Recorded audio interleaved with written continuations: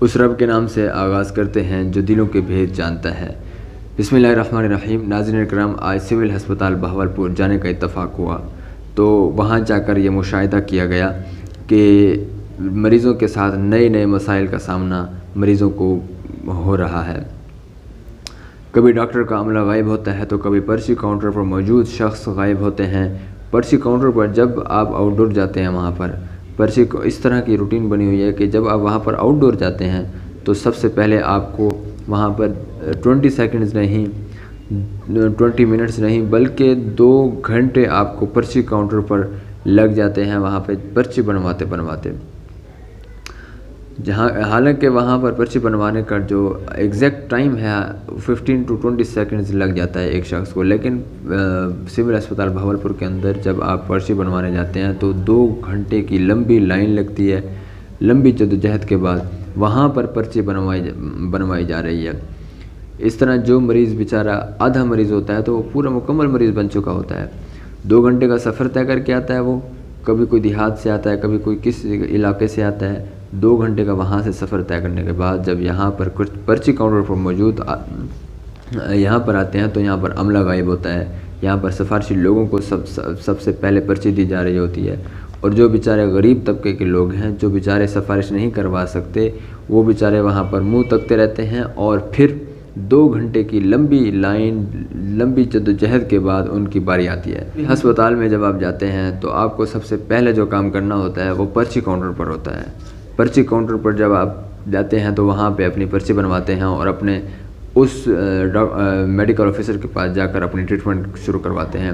اور پرچی کاؤنٹر پر الگ الگ پورشن بنے ہوتے ہیں میل اور فیمیل کے لیے۔ اس میں سوال آخر کس شخص سے کیا جائے؟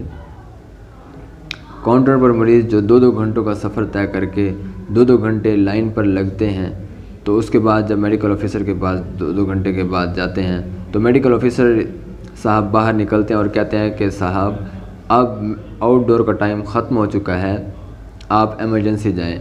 تو وہ مریض جو 2 گھنٹے میڈیکل آفیسر کے پاس ویٹ کرتے ہیں اور 2 گھنٹے وہ پرچی کاؤنٹر پر ویٹ کرتے ہیں، پرچی بنواتے ہیں، اور اس سے پہلے جب وہ گھر سے نکلتے ہیں، دور دراز سے اپنے کسی علاقے سے وہاں سے آتے ہیں، تو یہاں پر ان کو آنے میں 2 گھنٹے، 1 گھنٹہ، 1.5 گھنٹہ لگ جاتا ہے۔ تو اس لمبی جدوجہد کے بعد انہیں یہ سننے کو ملتا ہے کہ آپ ایمرجنسی چلے جائیں۔ جب وہ بیچارے ایمرجنسی جاتے ہیں تو ایمرجنسی میں وہاں پر انہیں کوئی ٹریٹمنٹ نہیں دی جاتی، وہاں پر انہیں یہ کہہ کر بھیج دیا جاتا ہے کہ صاحب یہ ایمرجنسی کیس ہے، آپ برائے کرم آپ آؤٹ ڈور تشریف لے جائیں۔ تو بتائیں اس میں کس سے سوال کیا جائے؟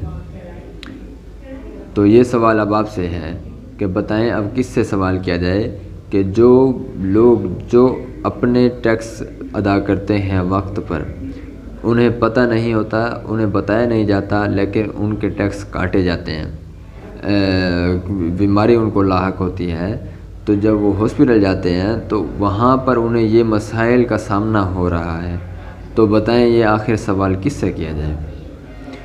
اب یہ آپ سے سوال ہے، کیونکہ ہو سکتا ہے خدا نخواستہ آپ کو بھی کل ہاسپٹل جانا پڑے، تو پھر آپ کے ساتھ بھی اگر یہی معاملہ پیش ہو تو پھر بتائیے گا کہ آپ یہ سوال کس سے کریں گے؟